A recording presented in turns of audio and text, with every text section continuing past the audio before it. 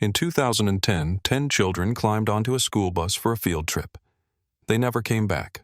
No calls, no screams, no struggle, just an empty vehicle found with its doors wide open deep in the woods. For 7 weeks, search teams scoured every inch of Pine Haven Reserve. And just when the world began to forget them, a child's backpack was found high in a tree, swaying in the wind like it had been watching us all along. Before I go any further, let me know where you're listening from down in the comments, and tap like and subscribe if stories like this ever brushed past your town or your own life. Every click helps keep these voices from fading. My name's Marlene Whitaker. I was 47 back then, working the front office at Brook Hollow School, an old red brick K-5 tucked at the edge of a small town in western Massachusetts. The kind of place where everyone knew each other, where the mailman still waved and parents left their car engines running at drop-off because nobody worried about theft or trouble. I'd worked there for 15 years. My own kids had passed through its halls. We had butterfly gardens, PTA pancake breakfasts, and a hallway lined with handprints from every graduating kindergarten class. Safety wasn't just a word, it was baked into everything we did. That spring, the Buttercup class was gearing up for their annual Nature Day. 10 little ones, all between 4 and 5. I knew every one of them by name: Ellie, Nathan, Ava, Mateo. Their voices echoed down the hall each morning, full of questions and juice box chatter. Their teacher, Ms. Ruth Connolly, was the kind of person parents trusted, instantly organized. Gentle always had a song ready when a child cried. And Mr. Draper, our soft-spoken science teacher, had led dozens of these field trips to Pine Haven Reserve over the years. Knew the place like the back of his hand.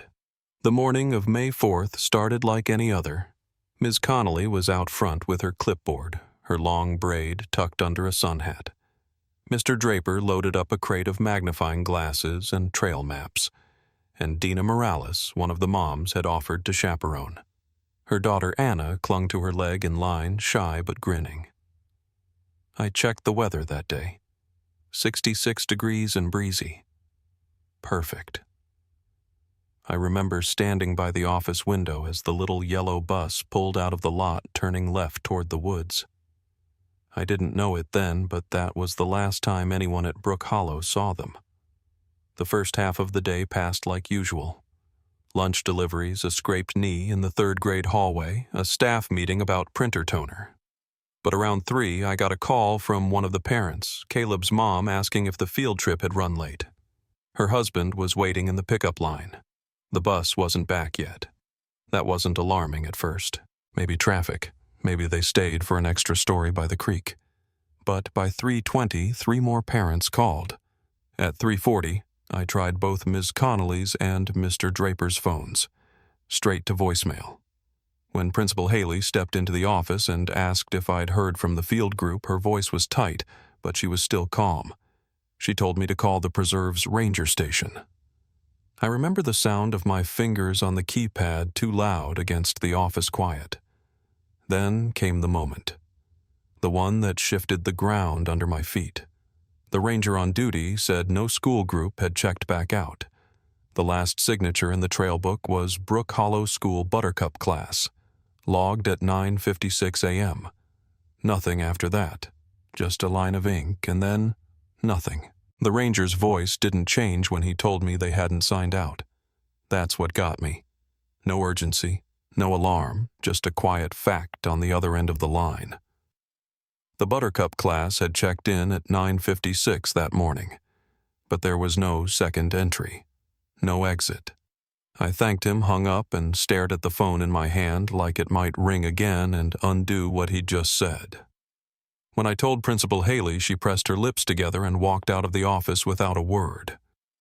2 minutes later, she was back with her coat and her keys and told me to call local law enforcement right away. That was at 4:10 p.m. By 4:45, a ranger had reached the Willow Loop trailhead. He radioed back that the school bus was still parked in the gravel lot. Doors open, empty. No sign of the kids, the teachers, or the volunteer parent. The lunch cooler was inside half unzipped. A few tiny socks were rolled up in the corner seat. Everything else was gone.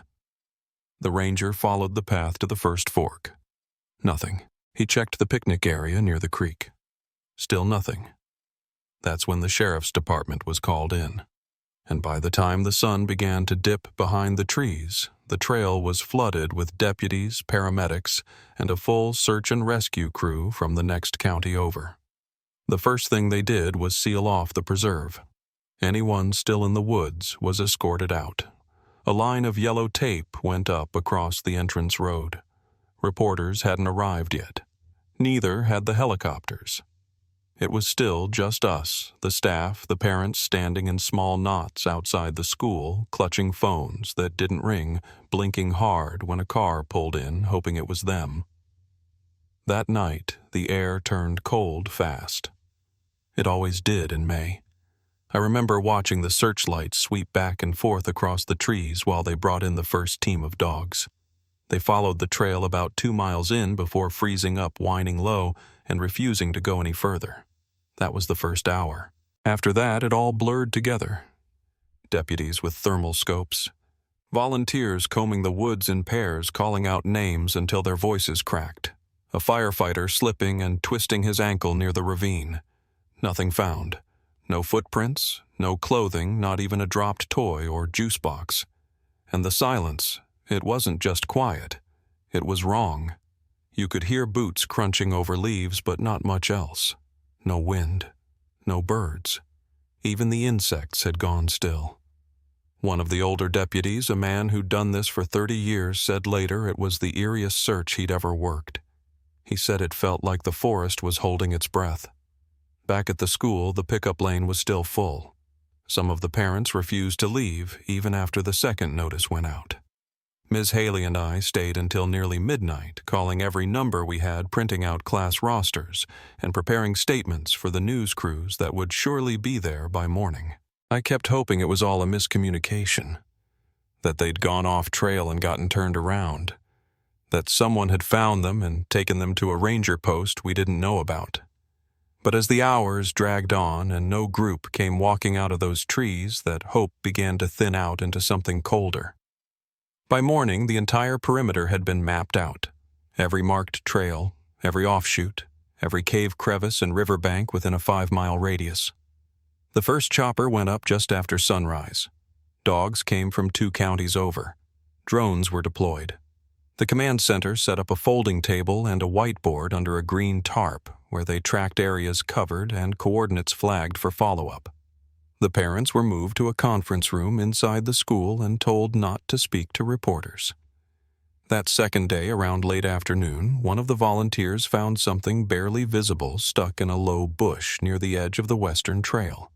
A piece of paper folded and damp. It looked like a child's drawing.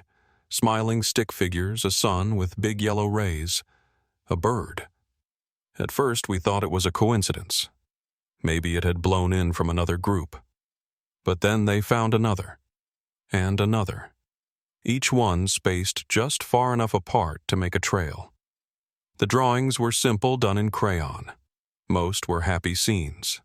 Kids holding hands. A red tree. But some were stranger. A black circle. A jagged shape that didn't look like anything from nature. They followed the trail until it disappeared near the ravine. No footprints, no signs of movement beyond that point. Just a blank patch of forest where the trail went cold. By day 3, the FBI was involved. Search teams grew in number, but their optimism had faded. That was when they found the first physical object, Ms. Connolly's backpack. It was sitting near the base of a slope, resting on top of a patch of moss, like it had been placed there carefully. Not tossed, not dragged, just set down. Inside were a juice box, her broken glasses, and the laminated roll call sheet she always carried on field trips. Most of the names had been smudged by moisture. Only a few were still readable. There were no bloodstains, no torn fabric, no clear sign of panic or struggle. Just the bag waiting. What unnerved the officers the most wasn't what they found. It was what they didn't. There were no signs of exit, no return tracks, no adult-sized prints, no tire marks from another vehicle. And from what the preservation team could tell, the trail they'd taken Willow Loop should have brought them right back to the parking lot in under 2 hours. That was the entire plan. But something had gone wrong.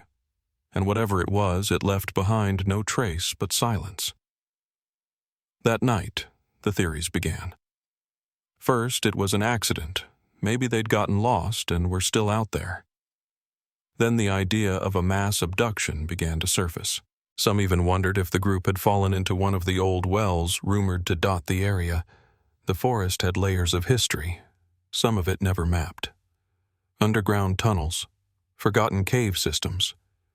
One ranger mentioned a mining claim from the 1800s that had never been verified. It was possible, they said. But if that were the case, why no screams?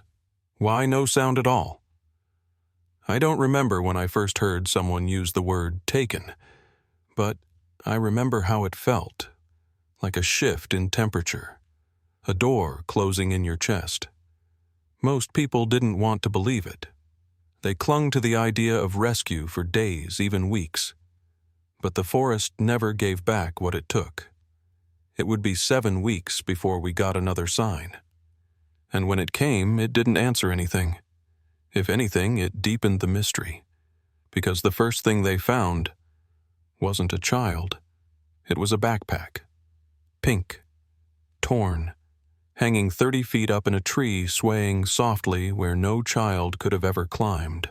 The name tag was still attached, Ellie Ramirez printed in permanent marker, and at the base of the tree, arranged in a perfect arc, 7 pairs of tiny shoes all lined up like someone had placed them there to be seen. The shoes were clean. That was the part I couldn't shake.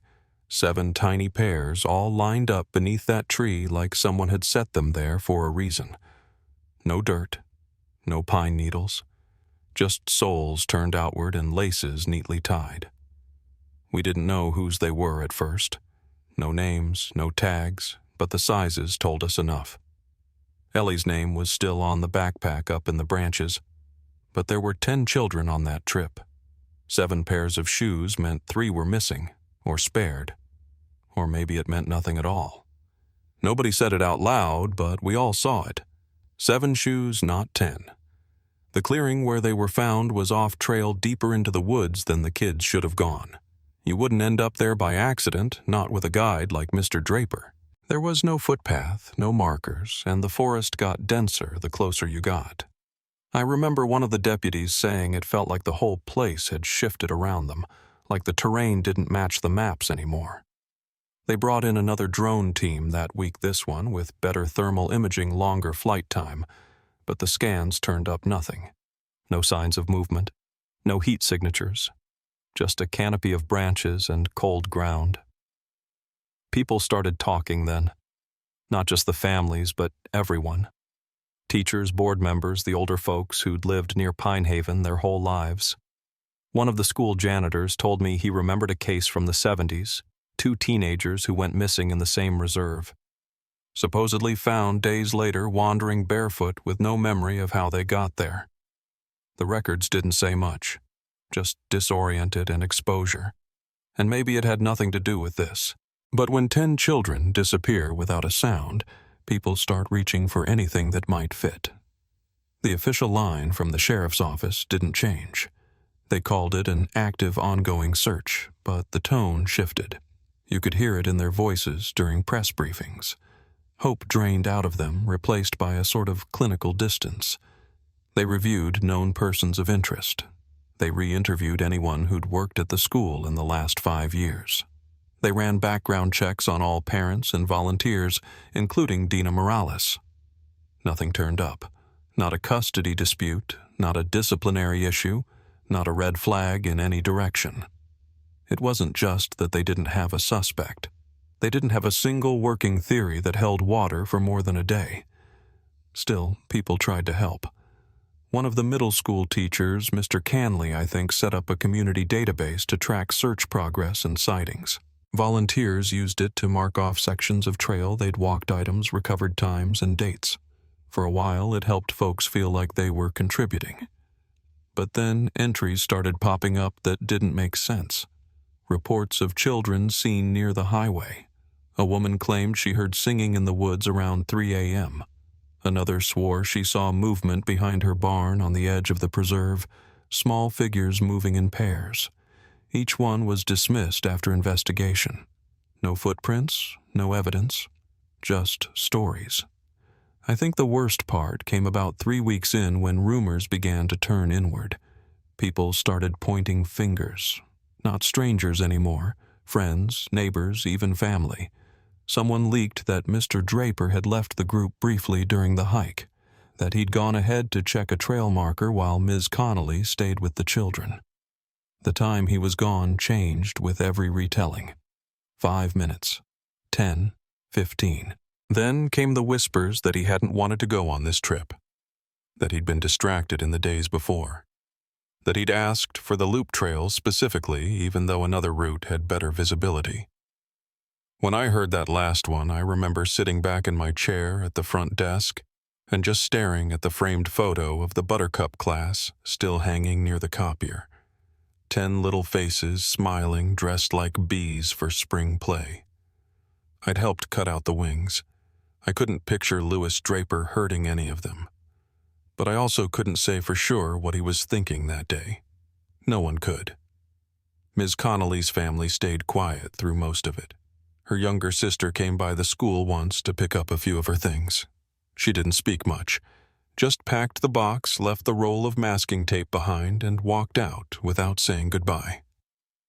Dina Morales gave 2 interviews early on, both short, both carefully worded.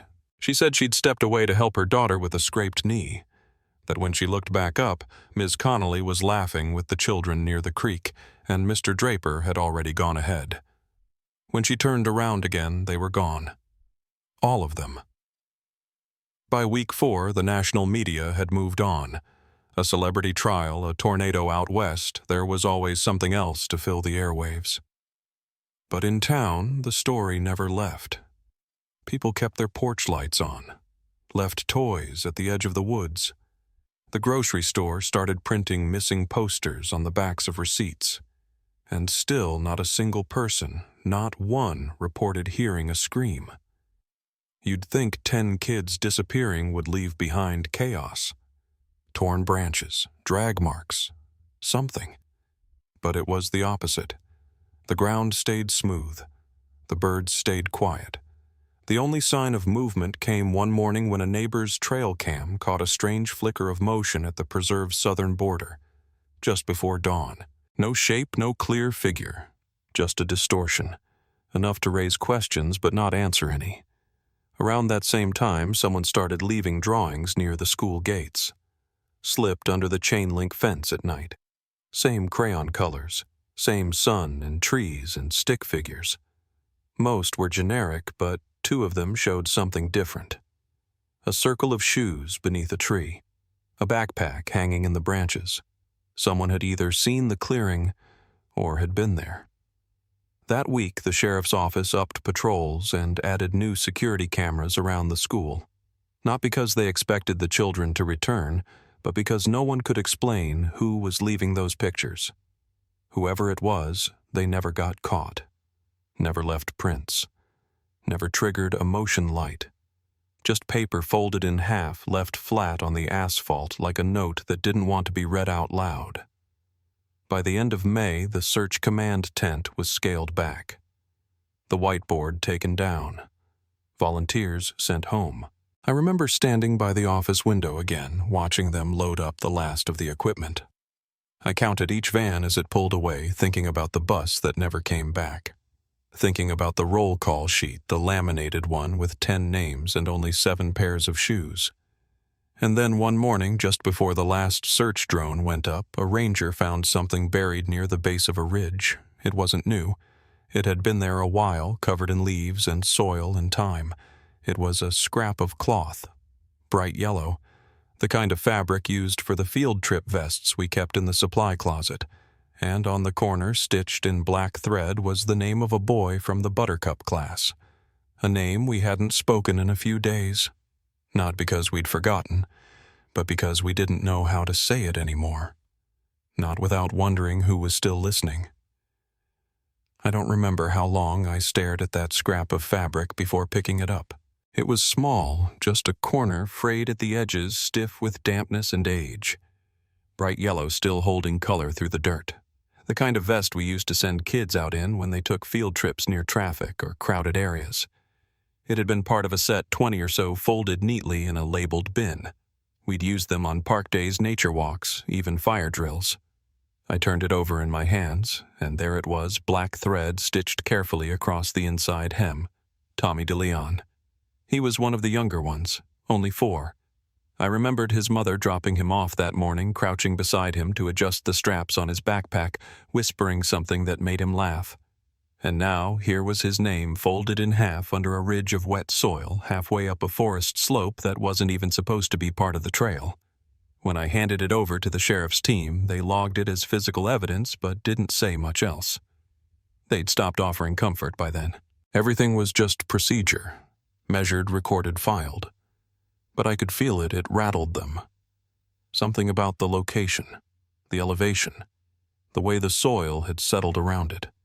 One of the search techs later told me it wasn't a place a child would have wandered to on their own. Too steep, too far off course. Too well hidden. That word hidden stuck with me for days. After that, the leads went cold again. We stopped getting daily updates. The task force meetings moved to bi-weekly. One of the officers, Deputy Lang, started sitting out. Said he needed to focus on other assignments. No one blamed him. You could see it wearing on all of them. The longer the silence stretched, the heavier it became. Teachers stopped asking questions in the break room. Parents stopped showing up at the school board meetings. Even the front lawn memorials started to fade, balloons, deflating candles washed out by rain paper signs curled up at the corners. I kept replacing the batteries in the motion lights by the south gate, even though nobody walked past them anymore. I don't know why. Habit, maybe. At home, I started leaving the TV on at night just for the sound. I wasn't sleeping much. My daughter had left for college the year before, and now I found myself staring at her old bedroom like it might vanish too if I looked away long enough. I wasn't the only one. Parents of the Buttercup kids stopped making eye contact at the grocery store. Some didn't come into town at all. We heard one family had moved to Ohio. Another went down to Florida to stay with relatives. Some folks understood. Others called it abandonment. I didn't have the energy to argue either way. That was around the time the rumors changed. At first, people blamed the preserve the terrain, the idea of something accidental. Then it shifted to strangers' vans, drifters, the idea of something orchestrated. But now the suspicion turned inward. Not at the teachers anymore, but at the woods themselves. There were stories passed along in quiet corners of church parking lots and late-night coffee booths. A park ranger who said he'd heard music in the trees once years ago, long before this. An older woman who swore she'd lost time in that forest during a hike back in '82 claimed her watch skipped an hour that the sun dropped too fast. There was a couple who said they used to camp there every fall until they woke one morning to find their tent zipped open and all their matches rearranged in a perfect circle around the fire pit. No one filed reports. Nothing made it into the newspapers. But the stories kept circling. I started reading more about the land. Not the preserve, but what was underneath it. Old records from before Pinehaven was protected. Geological surveys, land grants, handwritten letters. Turns out there had once been a quarry operation about 5 miles south, shut down in the early 1900s. Some of the shafts had been sealed, but others were simply abandoned. I found one archived map that showed a narrow tunnel labeled Maintenance Access Only. It ended just short of the modern boundary line for the reserve. I printed it out and circled the spot in red ink, not because I knew what it meant, but because it was the first thing that felt like a thread. When I brought the map to the sheriff's office, the deputy at the front desk just nodded and said they'd take it into consideration. I could tell he'd heard 100 theories already.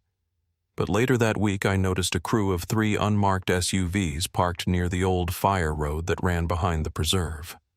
No badges, no press. Just men in canvas jackets unloading gear and moving quietly through the trees. I watched from my car for over an hour. When I finally drove away, I saw one of them glance over his shoulder in my direction. Not unfriendly, just alert. The following Monday, we got word that the search had shifted underground. Nothing public, just a memo to school staff saying new geological scans were underway. They'd found something. A void, they called it. That was the word. Not a tunnel, not a cave, a void. Something that wasn't supposed to be there. For the first time in weeks, people started to talk again. Carefully. Quietly. Not with hope exactly, but with attention. We all felt it. Like something had moved beneath our feet. That night, someone lit candles across the whole sidewalk in front of the school. No one claimed credit, but the flames stayed burning till morning. It was 3 days later when I saw the file again. An old one. From my first year working the front desk. A class trip to Pine Haven back in 1995. Different teacher, different students. But when I pulled the attendance sheet from the folder, I saw something that made my chest tighten. One of the chaperones listed Louis Draper. Not as a teacher. Not even as a staff member. Just a local volunteer. Age 19. I ran my finger over the name again and again as if it might change. That trip had been marked as uneventful. All students accounted for, but the line still felt sharp, out of place, because back in 1995, Mr. Draper wasn't on staff. He wasn't even known to the school board yet. Just a young man who signed up to walk kids through a trail most adults never bothered to visit. The date of that trip, May 4th, 15 years to the day before the Buttercup class vanished. I kept that folder open for hours. It sat beside my coffee, untouched, the papers inside, shifting slightly each time I breathed too close. That single name, Louis Draper, written in careful blue ink beside the words Field Volunteer, kept pulling my eye back like a weight on a string. I wasn't sure what it meant, not really. It didn't prove anything. Plenty of people volunteered back then. Pine Haven was always short on trail supervisors, but it was the date that bothered me. May 4th, 1995. 15 years to the day before the Buttercup class vanished. And Draper had never mentioned it, not in the staff meetings, not in the interviews, not once in the dozens of conversations we'd had about safety planning or route options. It felt like a door cracking open behind me in a room I thought was empty. I didn't go to the police with it, not right away. I made a copy of the form, tucked it into an envelope, and left it in my glove box. Then I started reading again. Not the old maps this time, but the newer reports, incident logs, ranger memos, interviews that had been published and then forgotten. I found one article from 2003 buried behind an ad for car wax describing a brief closure of the east section of Pine Haven due to unstable ground. No follow-up, no details. The phrase used was natural depression, a sinkhole likely, but no measurements were recorded. It was less than a mile from where Ellie Ramirez's backpack had been found. I started walking in the early mornings before the school opened. Not into the preserve itself, but along the service road that bordered the perimeter. The tree line was denser than I remembered. The deeper you looked, the more it felt like the trees shifted just slightly, like they'd grown in directions they weren't supposed to. I kept expecting to hear something. A squirrel, a branch creaking, even birdsong, but it stayed still, like everything was holding its breath. On the third day, I found a nail in the dirt. Not rusted, not old. Shiny, bent slightly at the neck like it had been pulled out of something and discarded. I brought it to the maintenance shed behind the school to compare. Our hardware stock hadn't changed in years. Same brand, same packaging. But the nail I'd found wasn't a match. The threads were finer. The head, smaller. Industrial maybe, but not standard. I didn't tell anyone. I just slipped it into a plastic bag and kept walking. The break came a few days later, not from me, but from a hiker named Robert Grant.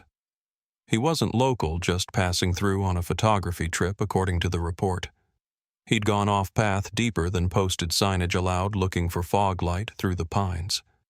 Instead, he found what he described as a seam in the earth.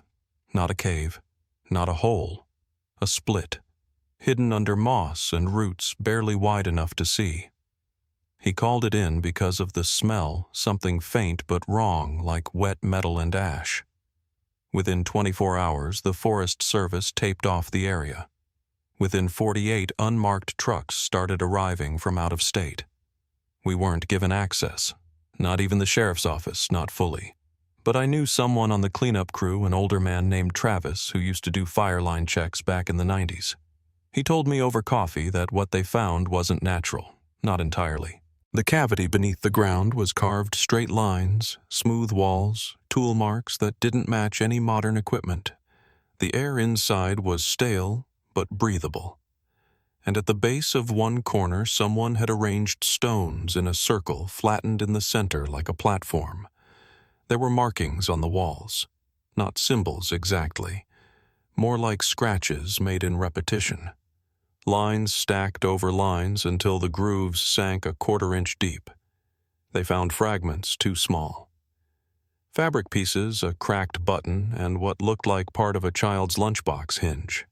No names, nothing conclusive. But Travis said the light inside felt wrong. That's how he put it. Not dim, not dark, just wrong, as if it didn't reflect the way it should have. Word spread quickly, even without press coverage. People in town knew something had shifted. The school got quieter. Kids still came, still played, but the parents dropped them off with more hesitation. I saw one mother crying into her steering wheel before she pulled away, and every few nights someone left another pair of children's shoes outside the gate. Not new, not matching, but carefully placed, always tied, always facing the woods. A week after the cavity was found, I got a call at the front desk from a number I didn't recognize. It wasn't law enforcement. The voice on the other end was a woman, older, careful in her words.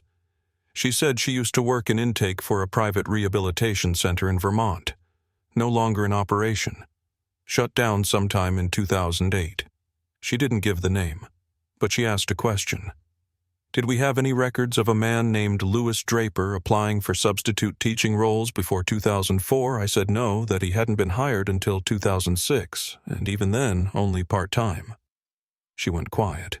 Then she said she recognized his voice from an old intake tape, that he'd been brought in briefly as a consultant for wilderness reentry work, something about nature immersion for adolescents, that he hadn't stayed long, but he'd left behind notes, diagrams, ideas that didn't sit right with her. At the time, she thought he was just overly intense. But when the story about the children surfaced, she remembered something. A sketch of a hollow tree with shoes lined around its base. Before I could ask her for more, she hung up.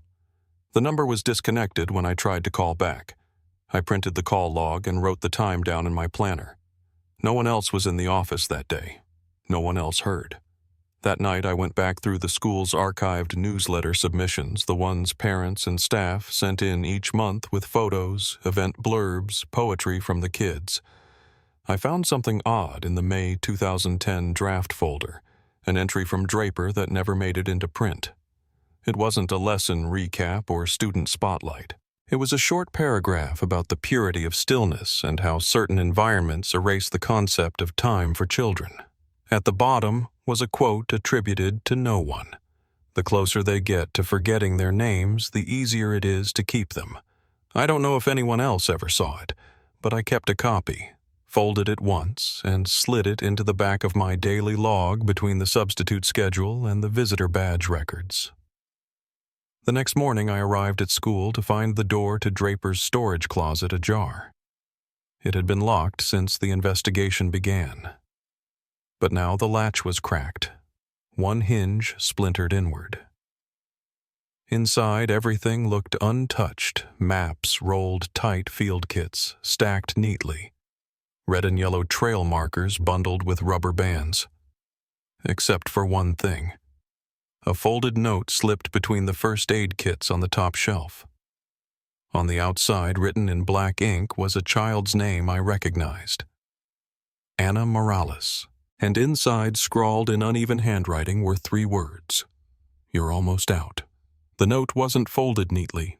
It had been crumpled and pressed flat again, like someone had changed their mind halfway through hiding it. The handwriting wasn't a child's, and it wasn't Draper's either. His was always tight mechanical, like he was afraid of wasting space. This was uneven. Some letters sharper than others. It felt rushed. The ink was black, the same kind we kept in the supply closet behind the front desk, but that didn't narrow much. We kept a dozen packs on hand. I placed it in a Ziploc and brought it to the interim lead at the sheriff's office, Detective Branson. New brought in from Hampton County after the previous team cycled out. He listened, carefully nodded, and said he'd follow up. But I knew from the way he held the bag lightly, like it might disappear, that he didn't expect it to lead anywhere. Or maybe he just didn't want to believe that a note folded into a gap between first aid kits could hold more truth than 100 pages of reports. That week, the air changed. Literally. A cold front came down from Canada, and with it the humidity that had lingered in the woods since early spring finally broke. The pines stopped dripping. The trail floors firmed up.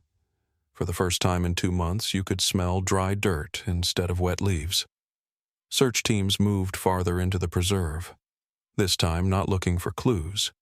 They were following a map, a stitched-together outline made from geological scans, maintenance records, and hand-drawn notes we hadn't been able to verify before. And near the eastern slope where the old mining claim had supposedly ended, they found something. Not a tunnel entrance, not a hidden room. A shape, just barely visible under the roots of a dead tree. They brought in a dig team under cover of night. No press, no public access. I watched from the edge of the access road as the first lights went up. The equipment was quiet manual tools, no machines. They weren't digging deep, just brushing, scooping, clearing a depression that had formed naturally over time but didn't match the landscape around it. By morning, they'd uncovered the top of something wooden, decayed and grooved like it had been sealed shut from the inside. A hatch, maybe. A storage lid. The boards had markings carved into them, straight lines in overlapping shapes. Not language, not decorative. More like someone trying to keep track of time without knowing how. The entire panel was removed intact and lifted onto a flatbed. What lay underneath wasn't wide. Just a shaft about the width of a man's shoulders descending in a perfect vertical drop. They lowered a camera first. The footage wasn't released. I saw it later through someone who shouldn't have shown me, and I've never forgotten it. The walls of the shaft were smooth, not dug, but worn like water had passed through over and over. But there was no water now, just air, thick, dark, and dry. The camera reached the bottom, maybe 25-30 feet, and tilted slowly across the space.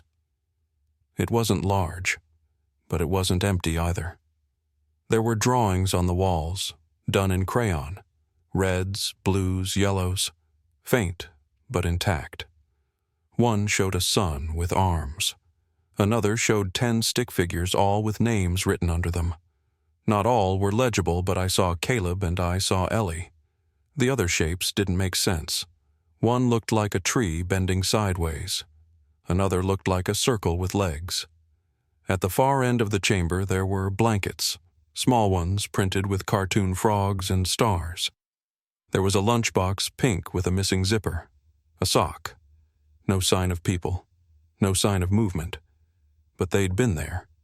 The chamber led to a tunnel, narrow and tilted, just barely tall enough to crawl. The team sent in a second camera. It traveled about 40 feet before the signal started to cut. The last thing it recorded was what looked like another handprint, small, smeared, and oddly high on the wall, as if someone had tried to reach up or maybe mark a place they passed. After that, the hole was sealed again. Not filled, just covered. Branson said they needed time to process what they'd found. He used words like containment and stabilization. I asked if the parents had been told. He didn't answer. That afternoon, I drove out to the old ranger station on the preserve's north side. It hadn't been used in years, just a shell-now roof-sagging porch slanted no glass in the windows. But I remembered Draper mentioning it once in a staff meeting, said it was too far from the trail loop to be useful. But the trail loop didn't matter anymore. What mattered was the logbook.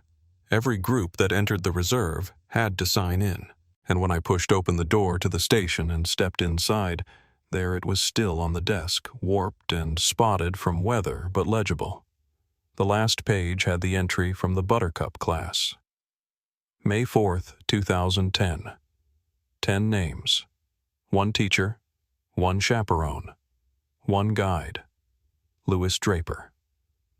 But above that faded and faint was another entry. Dated May 4th, 1995. 3 adults, 9 children.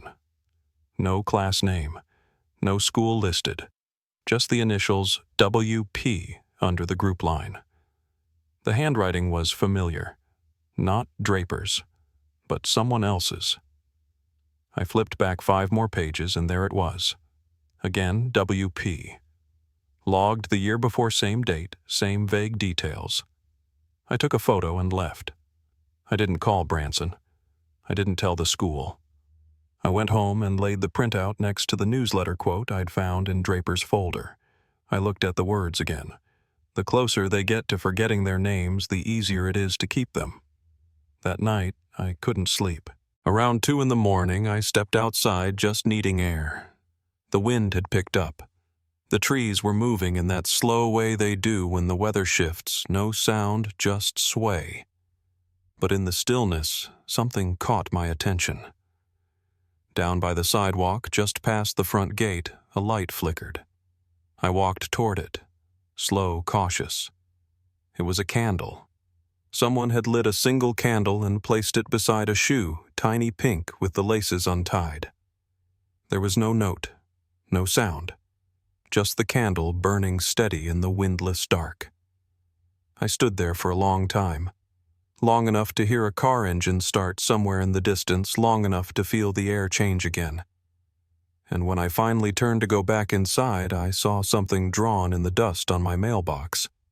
3 circles, interlocking, scratched into the metal with something dull, not deep enough to damage, but deliberate, clean.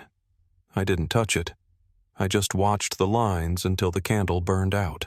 Then I went inside and locked every door in my house, even the ones I never used. The next morning I called the office to say I'd be working from home. But I didn't. I drove north up toward the edge of the old preserve boundary, past the ranger station, past the new service trail. I parked near the utility road and started walking the fence line, watching the trees for anything out of place. And just past mile marker 11, tucked behind a deadfall I almost missed, I found another hatch. Smaller. Metal. No markings. And sitting on top of it, barely visible through the dirt, was a napkin. Crumpled. Water-stained. And written in a child's handwriting, crooked and shaky, were 4 words. "You're almost out west." The hatch didn't move when I touched it. I tried the edge, ran my fingers along the rim, checked for hinges, nothing. Whatever was underneath had been sealed for a long time, maybe years. The metal was coated in a thin crust of dirt and pine resin, but it hadn't rusted through, not like the old well caps or storm covers I'd seen on school grounds. This had been made to last. The napkin sat weightless on top, barely held by a twig. The ink was smeared in the corners, but the words were still there. "You're almost out west." 4 words in a child's hand. Wobbly letters like someone was writing in the dark. It was the kind of phrase you'd expect on a road trip, a parent reassuring their kid that the worst part was over. But this didn't feel like reassurance. It felt like a warning, or a message meant for someone else. I didn't report it right away. I just stood there listening. The woods were quiet, the kind of quiet that settles when wind dies down, but the air still hums. You start noticing things you're not supposed to, how pine needles shift without help, how the birds go silent all at once. The moment held. Then it passed. I backed away, slowly, slid the napkin into a folded envelope I kept in my jacket, and marked the spot on a survey map I'd been carrying since June. The hatch itself I left untouched. I didn't trust what was below it, and I didn't trust whoever had written that message. Because if someone was trying to help, they wouldn't have left it like that. In silence. In the dirt. Alone. The next morning, I showed the map to Branson. I left out the napkin. Just circled the location and said I thought it matched a break in the original tunnel scans. He nodded, made a note, told me he'd add it to the next drone sweep. But something in his voice had changed. He was cautious now, polite, careful, but removed. Like someone who'd been given instructions not to get too close anymore. I didn't press. Whatever I was chasing on my own now. That week, something shifted in the search logs. A new batch of documents showed up in the district server under restricted access. They weren't marked classified, but they'd been moved off the main grid just enough to keep casual eyes away.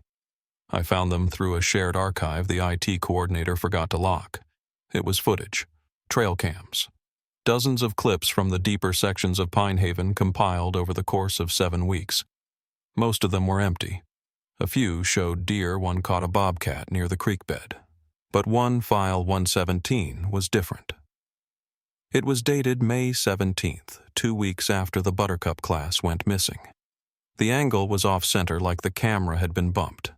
It faced a clearing just north of the main loop, and in the middle of that frame for about 6 seconds, something moved. Not an animal. Not a person. A shape low to the ground crawling. It didn't run or stumble. It crept.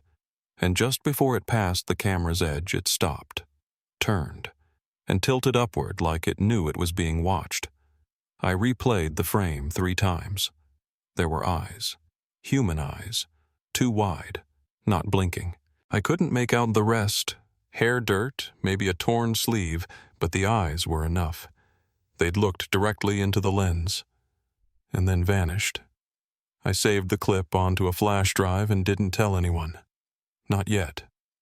That same afternoon, a call came in from a state police contact in Berkshire County. They'd found something small but strange. A leather-bound notebook, water-damaged but intact, discovered in a hollowed fence post near an old game trail on private land. It wasn't part of the preserve, but close within walking distance if someone knew the old paths. The notebook had names written inside, dozens. Some repeated, some crossed out. One page had a sketch, 3 circles interlocking, drawn over and over. On the last page, just 1 sentence. Some of them stay because they were told they had no name. The handwriting didn't match the napkin. It was neater, more deliberate, like someone who had time, or practice. Branson wouldn't confirm who had turned it in, but I saw the intake form. Anonymous drop-off, no prints, no trail camera near the post, just the notebook sealed in a freezer bag left sometime after midnight. The phrase stuck with me. Told they had no name. I thought about the newsletter quote Draper had submitted. I thought about the silence in the woods, the way the drawings in that chamber seemed less like pictures and more like memory anchors. What if they weren't just waiting to be found? What if they'd been trained not to want to leave? I started going back through older records, discipline notes, staff emails, even field trip waivers from other classes Draper had taken out. One stood out. A permission slip from 2009 signed by a mother named Evelyn Marr. Her daughter Nora had withdrawn from the school mid-year. The official reason had been relocation, but the email thread attached showed hesitation phrases like unusual behavior after the trip and confusion during pickup. The nurse's log for that day listed a single entry. Nora Maher, May 5th. Refused to speak. Kept repeating, "I'm not that name." I tried calling the number listed in her file. Disconnected. I searched property records, found nothing after 2011. No forwarding address. No current registration in the state. It was like she'd been folded out of the system entirely, like someone had pressed down on her name until it vanished. That weekend, the candles returned. Not at the school this time, but at the preserve gate. 7 of them lined on the railing, each with a drawing behind it taped to the wood, crayon on printer paper, trees, shoes, a tunnel with hands reaching up.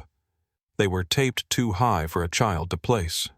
Someone taller had done it, quietly, intentionally. And again, no footage caught them. The cameras glitched between 2:08 and 2:12 a.m. All files blank, just static. I stood at the gate the next morning and looked past the tree line, not sure what I was hoping to see. But in the stillness, I heard something. Not a voice, not an echo, just a pattern. 3 short clicks, then silence, then 3 again, like a rhythm or a code. It came from somewhere deeper in, beyond where the new maps had reached. I stayed until the sound stopped. Then I walked back to my car and sat with the engine off until my hands stopped shaking. Later that night, someone slid another envelope under the school's back door. Inside was a Polaroid blurry dark, clearly taken from a low angle.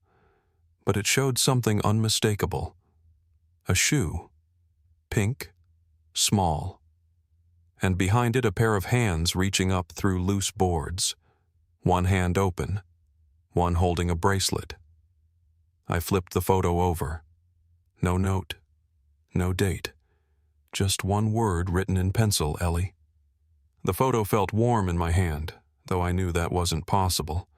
I'd taken it straight from the envelope, hadn't even stood under the porch light long enough for it to catch the air. But something about it, the grain of the image, the way the bracelet shone in that tiny hand, half curled as if reaching, made it feel like it had been waiting.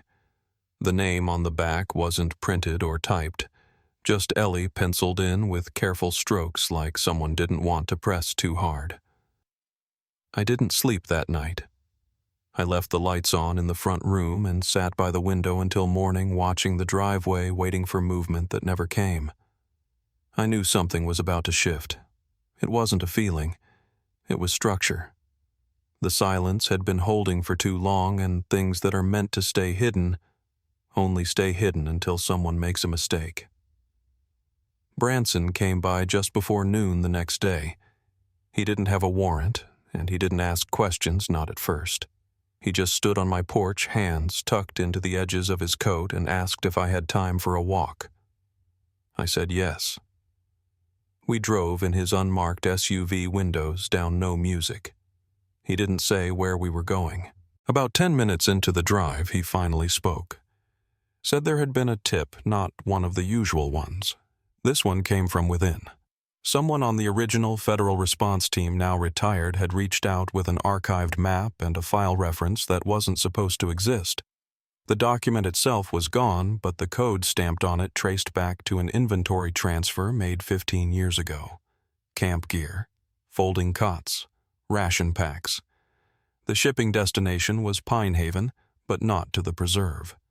To a private parcel adjacent to the boundary listed under a Shell LLC with no listed contacts. The address on record led to a road that hadn't existed since the early 80s. He parked at the trailhead without a word and handed me a flashlight. The sun was out, but the canopy was thick, and once we moved past the first ridge, the light dropped. The ground felt too soft in places, the kind of soft that suggests something hollow underneath. We walked for about half a mile before we reached a break in the tree line, just wide enough to make out what had once been a structure-low stone foundation, rotted wood beams, moss growing across a splintered set of stairs that led nowhere. It wasn't a house, not even a cabin, more like a receiving site. The floor had been cleared recently. Too recently. No leaf litter. No animal signs. Branson knelt near one of the corners and brushed away a patch of dirt. Underneath was a hatch. Not metal this time. Wood. Sealed with a bolt and reinforced with lengths of chain that had been looped through eyelets in the earth itself. The lock was old, but not broken. We didn't open it right away. He called it in quietly with clipped language. I caught pieces of what he said. Structure confirmed, item intact, will maintain position. He hung up, then looked at me and said, "If we open this, we're not walking away the same." I didn't answer. I just stepped back and let him work the bolt loose. It gave without much effort. The hatch creaked not from age, but from pressure, like the air inside hadn't moved in a long time. A gust rose out of it, cold and dry, not moldy the way you'd expect from an underground space. It didn't smell like decay. It smelled like dust and oil and old cloth. The ladder descended into darkness. We went slowly, him first, then me. The drop was short, maybe 10 feet, but the ceiling inside was low, and we had to crouch. The walls weren't carved. They were lined. Planks sanded and nailed into place. Light revealed shelves along the perimeter, metal trays, empty tin cans, a row of water jugs half full, and in the center, 3 small sleeping mats. Each one still held its shape like someone had just stood up from them. There were no names, no toys, no clothes, but the walls were covered. Drawings again, stick figures, trees, suns with too many arms. But this time something else. A diagram, repeated over and over, 3 circles interlocking. In some of them, the center was shaded black. On the far side, under a shelf, we found a crate, wooden, nailed shut. Branson pried it open with his flashlight handle. Inside were notebooks, dozens of them, spiral-bound lined paper, most stained or damp. The handwriting varied, but the pattern didn't. Names, dates, notes written in second person. You will eat at 6. You will rest when the music stops. You are not to use the old name. We flipped through slowly, afraid to miss something. On the second to last page of one, someone had drawn a map, not of the preserve, of something underneath it. A tunnel system, crude but labeled. Chamber, loop, gate, and at the farthest edge circled twice in red west door. That's when we heard the sound. From above. Faint, but deliberate. Metal on bark, like something brushing against the hatch frame. Branson motioned for silence, killed his flashlight. We waited in the dark breath, held unsure if we were hearing the forest or something else. Minutes passed, then a second sound, lighter this time. A shift. Wood creaking under weight. But the hatch didn't open. It never opened. When we finally climbed out, the air outside was still. Branson checked the perimeter. No prints, no disturbances. But the chain we'd unhooked was gone. Not broken. Removed. Set against the far tree stump like someone had placed it there on purpose. We didn't speak on the drive back. Later that night, I went through the box of items I'd kept since the early weeks, the napkin, the nail, the bracelet drawing. I laid them out in a row. Pieces, but not a picture. Then I opened one of the notebooks I'd been allowed to bring home. Page 4. A list of names, children's names. One of them underlined 3 times Anna M. Next to it, false recall. Correction failed. Next to another name, Ellie R. Held longer. Speaks in sleep. And next to a final one, J.H. No longer responding. Removed. I closed the notebook. I sat with the quiet. And I waited. Around 2:15 a.m., something hit my front step. Not hard, just a light sound. I turned on the porch light, opened the door. Nothing but an envelope. Inside a photograph. Dark, blurry, but clear enough to make out the edge of a trail. A boot. And beside it, drawn in the dirt, 3 perfect circles. One of them filled in. The message underneath written in what looked like chalk. Some gates stay shut. Others are waiting. There hasn't been an arrest. Not formally. Not in the way most people picture justice. What we found in that underground room was enough to reopen files, to reassign agents, to reroute a quiet stream of attention back toward a stretch of woods most people never noticed. But there was no one left to put in cuffs, no mugshot to show on the evening news, no courtroom where someone stood up and said the names out loud.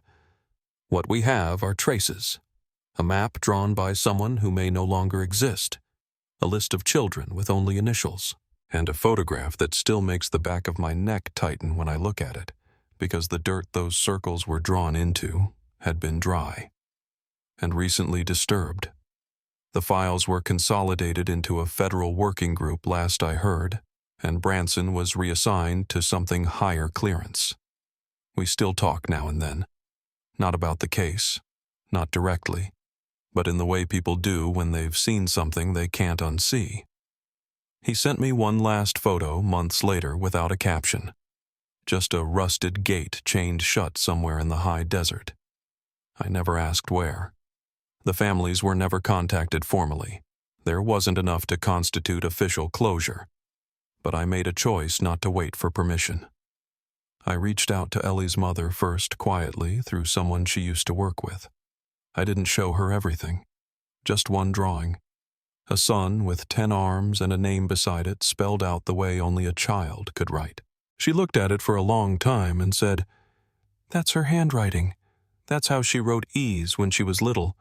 Then she asked if I thought it meant her daughter had made it out. I told her I didn't know, because that was the truth. There were others I reached in small ways, sometimes a postcard, sometimes a call. Never too much, never more than they could carry. Some wanted answers, some didn't, and I learned to respect both. As for me, I still keep the napkin, the one that said, "You're almost out west." I don't know who wrote it. I don't know if it was meant as a warning or a promise or something else entirely. But I keep it in a plastic sleeve now, along with the photo, the bracelet sketch, and a folded copy of that map. I'm not waiting for resolution anymore. I'm watching for patterns. Because whatever system this was, whoever designed it, they built it not just to disappear children, but to unwrite them, to take memory itself and fold it into silence. And the only way to fight that is by remembering louder than they erased.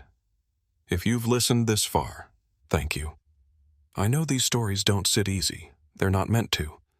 But if something in this stayed with you, if a name or a drawing or a road reminded you of something buried, don't let it go quiet. Speak it. Share it. Write it down if you have to. Because somewhere out there, a gate is still waiting to be opened, and someone might be listening for the sound.